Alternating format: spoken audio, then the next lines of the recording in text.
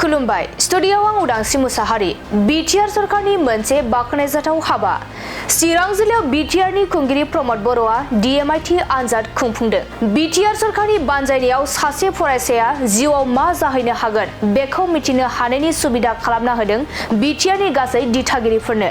गोबां फरायसाफोरानो गोबां नाजाथाबनायनि गेजेरजोंब्लाबो गावनि थांखिसिम सहैनो हाया एबा फेलें जानाङो। बैफोर थासारिखौ गैया खालामनायजों लोगोसे गाव मा थांखिनि थाखाय गोरोबगोन बिनि थाखाय थाखो 5 निफ्राय थाखो 12 आव फरायबाय थानाय फरायसाफोरनि डिएमआइटि आनजाद खुंफुंदों बिटिआरनि खुंगिरि प्रमद बर'आ। बेबायदिनो बिटिआरआव 28 जुननिफ्राय अदालगुरियाव जागायनानै 3 आगस्तनिफ्राय चिरां जिल्लायाव खुंदोंमोन आरो दिनै 9 आगस्त खालि 19 नं थुरिबारि बियाबनि माख्रा गोजौसिन फरायसालियाव चिरां जिल्लानि डिएमआइटि आनजाद लानाया थुंगेबाय। बे समाव डिएमआइटिनि एडभाइजार रनजित कुमार नार्जारिया फोरमायनाय बायदिब्ला गासै बिटिआरआव बियाब बायदियै सानफायै आनजाद लाग्रोनाय जादों आरो दिनै 19 थुरिबारि बियाबनि माख्रा गोजौसिन फरायसालियाव गासै 30 फरायसालिनि 3,000 निबो बांसिन फरायसाफोरा फैदों। लोगोसे बेबायदि थांखि लानायनि थाखाय बिटिआरनि खुंगिरि प्रमद बर'खौ साबायखर बावदों। गिबियावनो जोंनि मानगोनां प्रमद बर' बिथांखौ जों हामबाय होनदों। मानो होनोब्ला बिथाङा गोबां बे बड'लेण्ड ओनसोलाव हाबाफारिफोर लादों। जि हाबाफारिफ्रा जोंनि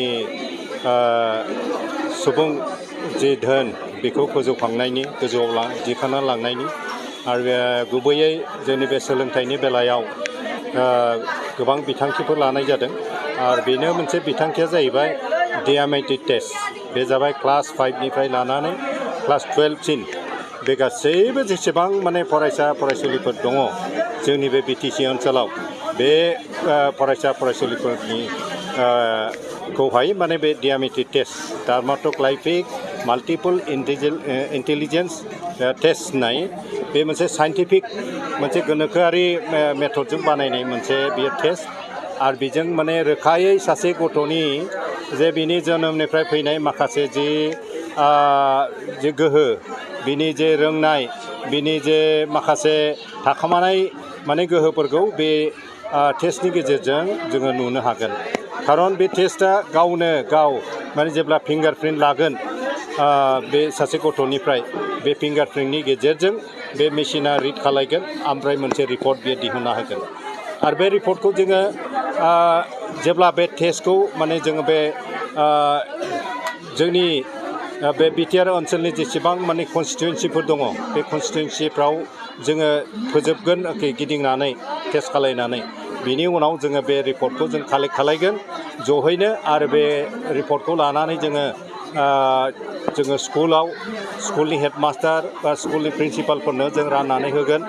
ओमफ्राय जुदि बेहाय गोनां जायोब्ला जोङो माने बै गथ'फोरनि जे गार्जेन बिमा बिफाफोर ओमफ्राय गथ'फोरखौ लानानै जोङो मोजाङै आरोबाव काउन्सिलिं होनो जोङो गासै हाबाफारिखौ जोङो थिग खालायबाय। खारन बेजोंनो जोङो मोन्थिनो हागोन जे सासे गथ'हा फरायनायनि बेलायाव बेसेबांसिम गोहो दङ। जे बे जोङो ओरैनो सरासनस्रायै जोंनि बिमा बिफा गार्जेनफ्रा सानो जाहैबाय सासे गथ'आ माने फरायनायाव बिराद मोजां रिजाल्ट खालायदों मेट्रिकफ्राव हायार सेकेन्डारिफ्राव बेखौ माने गावनि बिमा बिफानि लुबैनाय बादि सोरखौबा डक्टर सोरखौबा इन्जिनियार सोरखौबा मोनसे प्रफेसार सोरखौबा माबा गेदेर मानसि जाहैनांगौ होननानै जों माने फोरोंनो थाखाय जोङो सेस्था खालायबाय थायो। जायनि थाखाय गोबां टिउसन जोंनि गुबैयै गथ'फोरनि जे जोनोमनिफ्राय फैनाय माखासे जे केपासिटि जों बेखौ जों स्टाडि खालायजोबनो हाया। जायनि थाखाय गथ'फ्रा माने गोबां समाव जोङो गेजेर गथ' आदा सदा जानानै सोलोंथाइ लानायाव माने हेंथा जाहैयो। आरो जेरैबायदि बिमा बिफानि जे सिमां लानानै फोरोंनाय गथ'आ जे गावखौ माबा मोनसे सिमां लानानै फरायदोंमोन बे सिमाङाव जाफुंहैनो हाया। मानो होनोब्ला गथ'फ्रा फरायनायजों लोगोसेनो गोबां समाव माने गेलेनाय बेलायाव माने माखासे जोनोमनिफ्राय मोनसे बेबायदिनो गोहोफोर लाना फैयो। सोरबाबा फुटबल गेलेनायाव बिराद मोजां जानानै फैयो, सोरबाबा भलिबल गेलेनायाव मोजां जानानै फैयो, सोरबाबा गुबुन मोनसे खेलायाव बाहागो लानायाव बिराद मोजां माने जोनोमनिफ्राय माने बे गोहो लानानै फैयो। नाथाय बे गोहोफोरखौ जोङो बिमा बिफा बा गार्जेनफ्रानो गोबां समाव जोङो स्टाडि खालायनो हाया।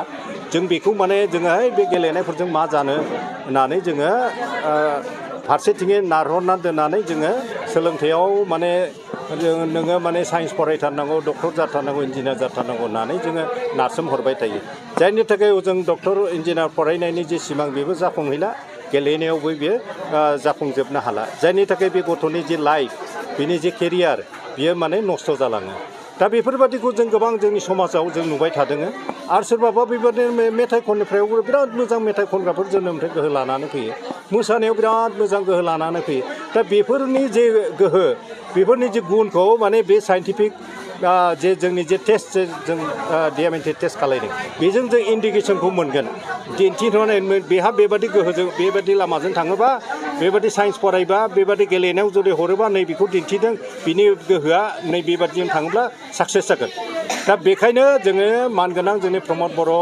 बिथाङा बे बिटिआर ओनसोलाव थानाय बड'लेण्ड ओनसोलाव थानाय गासैबो जेसेबां गथ' गथायफोर दङ माने फरायसा फरायसुलिफोर बिसोरखौ जों टेस्ट खालायनानै नायनो नामा जाहाथे जोङो गोथों लामाजों माने सासे गथ'खौ माबोरै माने फोरोंनायाव दैथायलाङोब्ला साक्सेस जानो हागोन बेखौ माने नोजोर होनानै बे DMIT टेस्टनि बे जे हाबाफारि बेखौ लानाय जादों